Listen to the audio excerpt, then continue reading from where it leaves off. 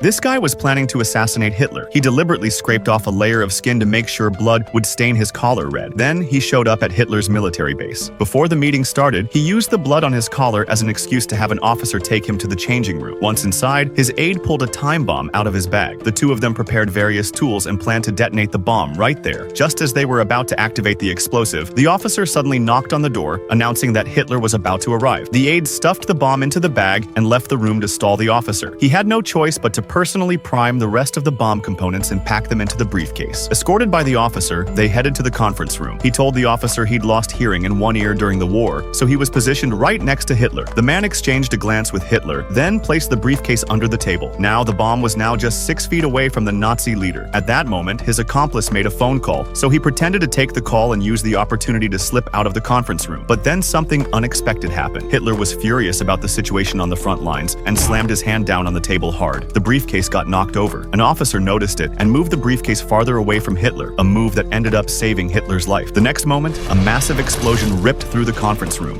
The man assumed his mission had succeeded and immediately jumped into a car and took off. To execute the plan to overthrow Hitler's government, he flew to Berlin. But when he reached his destination, the organization was too scared to act because they weren't sure whether Hitler was still alive. This infuriated him. He screamed at his superior and told him he'd already sent Hitler to hell, so they launched the coup. They forged signatures and issued fake orders to the Reserve Army commander. The Reserve Army quickly seized control of the radio station and SS headquarters, and finally, they took over the Reichstag. Shortly after, troops stormed into Goebbels' residence. When the commander walked into the room, Goebbels calmly asked him to take a phone call. The commander heard Hitler's voice. You recognize my voice? He immediately turned his gun and aimed it at the man.